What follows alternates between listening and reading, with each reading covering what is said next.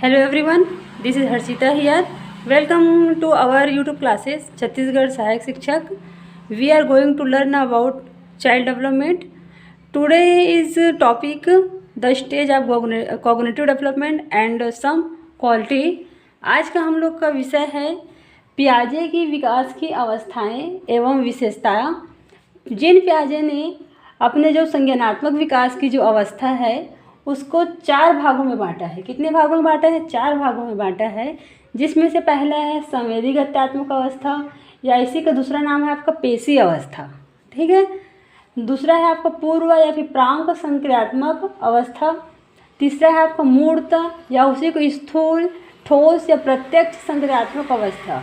ठीक है। देखिए दोस्तों, एक जो आपका मूर्त है उसका आपका 3 नाम है, मूर्त, स्थूल, ठोस या प्रत्यक्ष संक्रियात्मक अवस्था।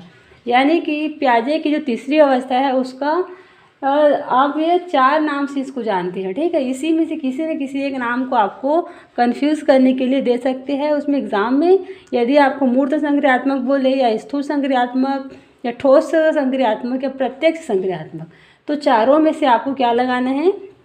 जीन पियाजे का ही अवस्था है, वो भी तीसरे नंबर की स्टेज है। ठीक है। चौथा है आपका औपचारिक संक्रियात्मक अवस्था। ये थी जीन पियाजे की संज्ञानात्मक अवस्था की 4 अवस्थाएं। अब उनकी जो सभी अवस्था का जो है हम लोग विशेषता देखेंगे कि क्या के सभी में आपका उसका क्वालिटी होती है। क्योंकि इनका जो विशेषता से और इसका स्टेज से बहुत सारे क्वेश्चन आते हैं, और ये जो जीन पियाजे की इसकी अवस्था है ये बहुत ही मोस्ट इम्पॉर्टेंट है। इससे एग्ज़ाम में ना 4-5 क्वेश्चन जो है ना आना तो तय रहती है। आपका जो सी टेट हो गया, सी जी टेट हो गया है ना, और आपको क्या है C G TET, C TET और यूपी टेट, एमपी टेट, ट्रीट में भर भर के क्वेश्चन पूछा जाता है जो आपको जीन पियाजे का जो अवस्था है इससे, है ना। और इसकी विशेषता से तो और बहुत ज़्यादा इसमें आपको क्वेश्चन बनती है। तो पहला है इसका संवेदी गत्यात्मक अवस्था, इसको इंग्लिश में बोलते हैं सेंसरी मोटर स्टेज। कभी कभी क्वेश्चन में दिए जाते हैं कि सेंसरी मोटर स्टेज को जो है आपको भी जीन पियाजे की कौन सी अवस्था है, तो कौन सी अवस्था आपका संवेदी गत्यात्मक अवस्था। ठीक है। देखो, इसका जो स्टेज है जो कितने वर्ष के बच्चों के लिए लागू होती है ना, इसको भी आपको ध्यान में रखना है। जो आपको 0 से 2 वर्ष के जो बच्चे हैं वो आपका संवेदी गत्यात्मक अवस्था में आती है पहले स्टेज में। ये वाला जो क्वेश्चन है आपका सीजी टेट है ना, सीजी टेट वर्ग 3 में 2012 में ये क्वेश्चन पूछा गया था। ठीक है। मैं आपको जो क्वेश्चन जिस सन में आया है उसको भी आपको इसमें हाईलाइट कर दी हूँ। जैसे कि आपका देखो, जो आपका संवेदी गामक अवस्था का पहला जो विशेषता क्या है, इस अवस्था में ना बच्चे अपने इंद्रियों के माध्यम से सीखते हैं। ठीक है। इंद्रियों से सीखने की अवस्था, इंद्रिय से कहने का मतलब है कि बच्चे अपना क्या है आँख, कान, नाक, जो त्वचा है ना, इन्हीं सारी चीज़ों से ना, जो छोटा बच्चा उसके पास तो भाषा नहीं रहती है तो कैसे सीखता है? वो अपने अनुभव से ही सीखता है, किसी चीज़ को देख करके, किसी चीज़ को सुन करके, है ना, किसी चीज़ का सुगंध ले करके, या फिर किसी का स्पर्श से। तो इसी को बोलते हैं क्या? इंद्रियों से सीखने की अवस्था। ठीक है। दूसरा है आपका वस्तु स्थायित्व की अवस्था। ठीक है। अब आपके घर में छोटे बच्चे होंगे। ठीक है। ये इसको अच्छे से समझा देती हूँ आप लोगों को, चूँकि ये वाला जो टॉपिक है ना आपको वस्तु स्थायित्व की अवस्था, ये ना आपका सी टेट का फेवरेट टॉपिक है। इस शब्द को ना वो दे ही देते हैं एग्ज़ाम में। ठीक है। तो वस्तु स्थायित्व की अवस्था में जो छोटे बच्चे हैं वो क्या करते हैं, जब आप मोबाइल को कहीं पर ले जाकर छुपा देते हो ना अपने कहीं बेड पे या फिर टेबल में, तो बच्चे क्या करते हैं वो उस चीज़ को देखते रहते हैं ना। और फिर जब आप वहाँ से चले जाओगे ना तो उसको पता रहता है कि हाँ मेरी मम्मी ने इस मोबाइल को इस जगह में छुपाया है। ठीक है। तो क्या करते हैं वो जाके उस जगह से मोबाइल को ले आते हैं। भले से आपको लगता है कि मेरा बच्चा 2 साल का है, कुछ नहीं जानेगा, लेकिन उस बच्चे का जो क्या है उसका दिमाग कितना डेवलप हो जा रहती है कि आप किसी चीज़ को ना उसके सामने में अगर छुपा दोगे ना वो ढूंढ निकालते हैं। वो नहीं देखा रहेगा तो भी अनुमान थोड़ा बहुत लगा ही लेते हैं। ठीक है। और देखिए ये वाला जो शब्द है ना, ये क्वेश्चन आपको कब आया था? सीजी टेट वर्ग 2 में आया था और 2019 में। ठीक है। चलिए, तीसरा अवस्था है आपका अनुकरण की अवस्था। जो छोटे बच्चे हैं ना उसमें अनुकरण करने की ना सबसे ज़्यादा क्षमता पाई जाती है। जैसे आप गीत गाओगे, बोलोगे, किसी को डांटोगे, है ना, या फिर किसी चीज़ को किसी से मांगोगे, है ना, जिस तरह से आप बैठोगे, जिस तरह से आप खाना खाओगे, किसी भी चीज़ को खाओगे, बच्चे आपको ना पूरी तरह से देखते रहते हैं, है ना। चाहे छोटे बड़े जो भी अपने आसपास में जितने भी बच्चे रहते हैं, फिर आस पड़ोस से सबको देख करके बच्चे क्या करते हैं, उसको अनुकरण करते हैं और उसी को अपने जो दैनिक जो जीवन है और अपने ऊपर सारे चीज़ को वो अप्लाई भी करते हैं, ठीक है।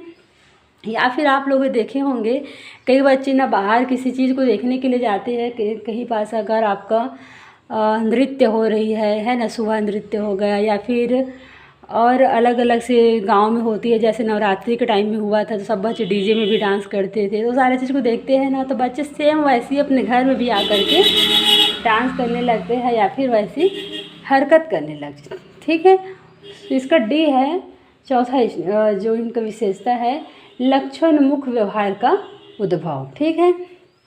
उसके बाद ई है संवेगात्मक संवेदी पेशी अवस्था, ठीक है।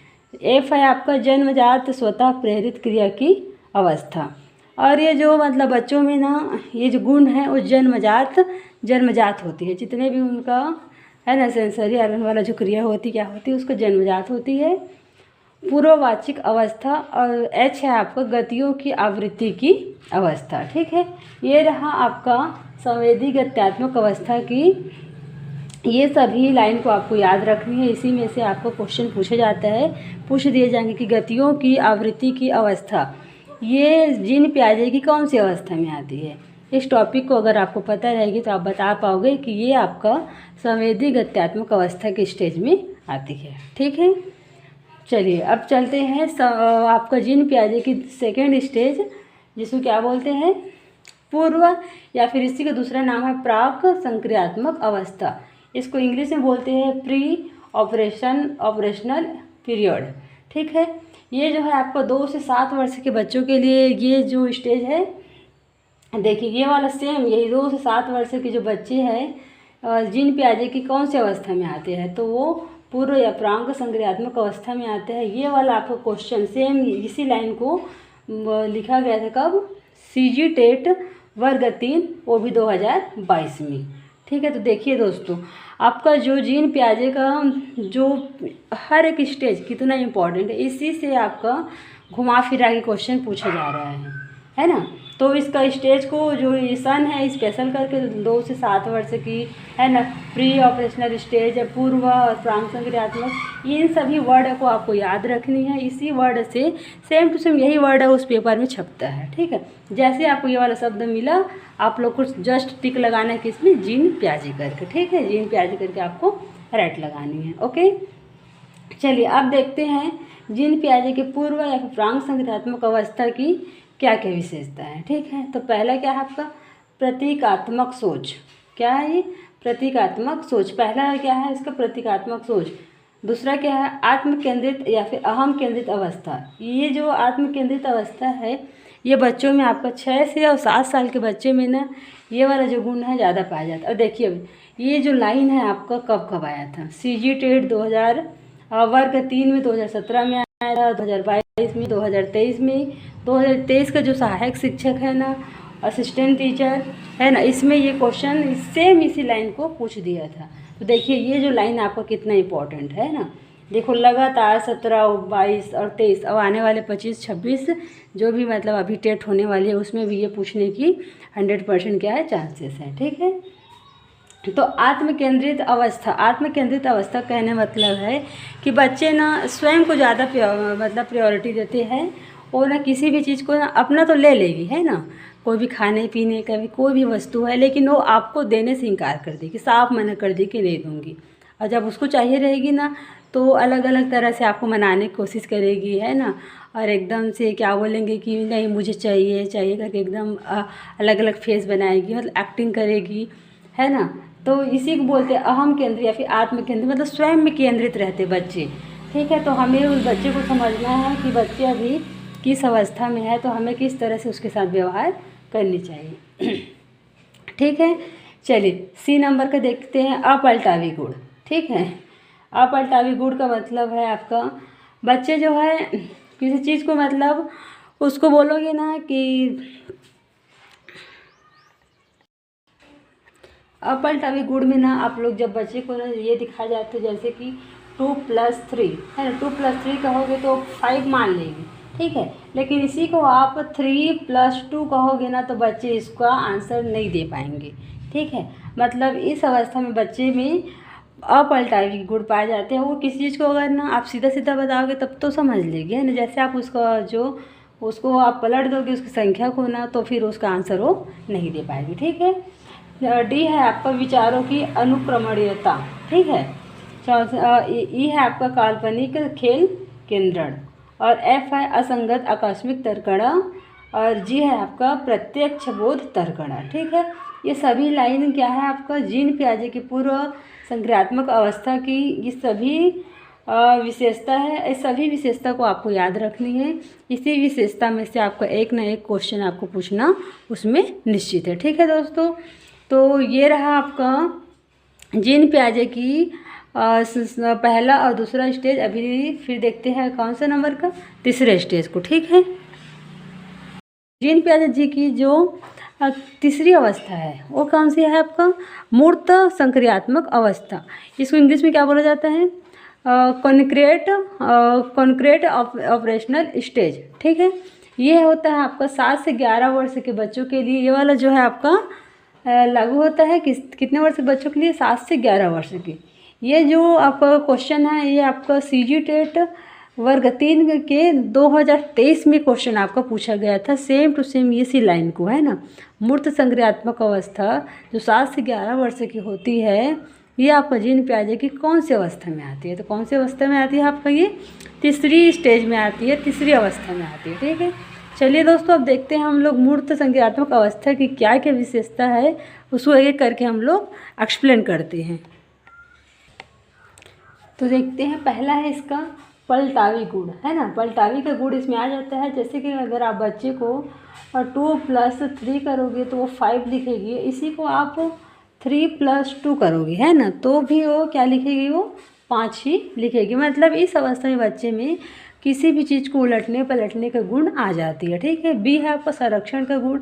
इस लाइन को आप हमेशा याद रखना, ये मोस्ट इम्पॉर्टेंट है कि संरक्षण के गुण किस स्टेज में पाया जाता है, तो क्या बताना है आपको, मूर्त संक्रियात्मक अवस्था में आती है, ठीक है। इसी वर्ड को आपको लिख दिया जाएगा कि संरक्षण के गुण जीन पियाजे की कौन सी अवस्था में आती है, तो आपको बताना है क्या दोस्त, मूर्त संक्रियात्मक अवस्था, ठीक है। सी है आपका क्रमबद्धता का विकास। अब बच्चे में जो क्या है, जैसे जैसे बच्चे बढ़ते हो जाते हैं ना, तो उसमें क्रमबद्धता का भी गुण क्या हो जाते हैं, उसमें आने लगती है। किसी भी चीज़ का वर्गीकरण करने में कि ये किस वर्ग में आएगा, ठीक है, इसको कैसे हम लोग क्रम से जमाएंगे, इस तरह से उसको ना उसमें जो बच्चे में क्रमबद्धता का गुण विकसित हो जाती है, ठीक है। मूर्त चीज़ों पर चिंतन प्रारंभ करना, ठीक है। मूर्त चीज़ों पर चिंतन प्रारंभ करना, जैसे कि अगर उसको आप उसके सामने में कोई भी चीज़ दे दोगे, है ना। जैसे हम लोग गणित ही पढ़ाते हैं बच्चे को, जैसे हम जोड़ सिखाते हैं ना, तो 4+5 करेंगे तो कितना हो जाएगी आपको, 9 हो जाएगी। ऐसे ही, ठीक है, कैसे करेंगे हम यहाँ पर 4+9 करेंगे, 9 करेंगे कितना हो जाएगा ये आपका। तो ये जो आपका बच्चे जो है इसको जल्दी, तो बच्चे इसको जल्दी जोड़ लेते हैं, क्या बताएंगे, इसको 13 हो जाएगी, ठीक है। अब ऐसे ही उसको और दोगे कि 5+3 कितना होगा, तो बच्चे एक प्रक्रिया को जानने के बाद वैसे ही आप उसको और समस्या दोगे तो उसी टाइप की समस्या को जल्दी वो सॉल्व कर लेते, ठीक है। जीववाद, भार, मुद्रा, क्रम निर्धारण की अवस्था। देखो, जीववाद मतलब सजीव और निर्जीव में अंतर करना जान जाएगी बच्चा, है ना। जब गिरेगी ना, वो जान जाएगी कि अभी गलती मेरी नहीं है, मैं इसमें मेरा जो पैर लगी तब मैं गिरी। उस तरह से अब वो ज़मीन को मारोगे ना तो अब नहीं मानेगी, ठीक है, कि वो और फिर क्या आपका भार। अब देखो, कभी कभी क्या होता है, बच्चे का जो पूर्व संक्रियात्मक अवस्था है, बच्चे में भार का जो गुण था वो नहीं आया था, है ना। अब इसमें बच्चे में क्या है, किसका भार ज़्यादा है, किसका भार कम है, इसको बच्चे अब बखूबी क्या करता है, वो जानने लगता है ना। मुद्रा, अब जो इस अवस्था में बच्चे जो है मुद्रा को, देखो आप जो छोटे बच्चे रहते हैं, अगर उसको आप सिक्का दोगे और नोट दोगे, है ना, तो बच्चे किसको लेगी, पहले सिक्का कहीं लोगी ना, उसी को लेती है बच्चे। और जैसे जैसे बच्चे बड़ी हो जाती है, मूर्त संक्रियात्मक अवस्था में आती है, तो उसको समझ में आ जाता है कि सिक्का जो क्या है आपको छोटी होती है और जो आपका नोट है वो बड़ी होती है। तो अब उस अब सिक्का को अब नहीं रखेगी, है ना। जब आप 10 रुपये का नोट दोगे और 2 रुपये का सिक्का दोगे ना, तो अब सीधा 10 रुपये के नोट को पकड़ेगी, 2 रुपये के सिक्के को नहीं पकड़ेगी, ठीक है। उसके बाद है आपको क्या, आगमनात्मक तर्कणा, ठीक है। अब बच्चे क्या, इस अवस्था में बच्चे का ना क्या करेगी, किसी भी चीज़ को उदाहरण के माध्यम से समझेगी, है। जब हम क्लास में भी पढ़ाते हैं या फिर किसी के बारे में उसको बताते हैं, तो बच्चे को जब हम उदाहरण दे देते हैं कि ये पहले इस तरह से हुआ था ऐसे करके, तब बच्चे क्या करते हैं, उसको जल्दी समझ जाते हैं, है ना। और जी है, आपका एक बच्चा उद्देश्य व कार्य को तर्कपूर्वक सोच सकता है। इस अवस्था में जो बच्चे हैं किसी भी उद्देश्य या फिर कार्य को अपना तर्कपूर्वक सोच सकते हैं। ये वाला जो क्वेश्चन है आपका CG टेट वर्ग 2 में 2016 में पूछा गया था, एज इट इज़ इसी लाइन को, ठीक है। अब चलिए देखते हैं जीन पियाजे की फोर्थ अवस्था क्या है आपका, औपचारिक संक्रियात्मक अवस्था। इसको क्या बोलते हैं, फॉर्मल ऑपरेशनल स्टेज। ये जो है आपको 11 से 15 वर्ष के बच्चों के लिए जो है लागू होती है।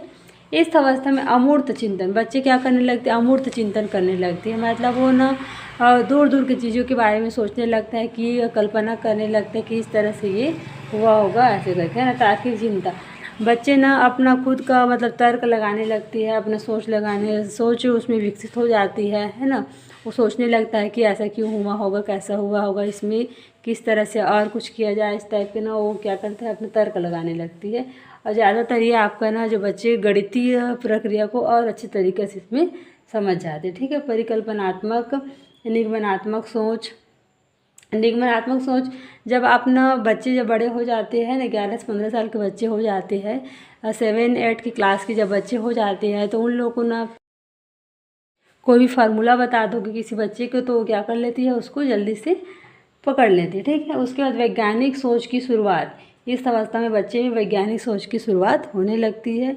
ये जो है आपका CG टेट जो आपका असिस्टेंट टीचर था ना 2023 में, ये वाला जो एज इट इज़ ये क्वेश्चन आपका पूछा गया।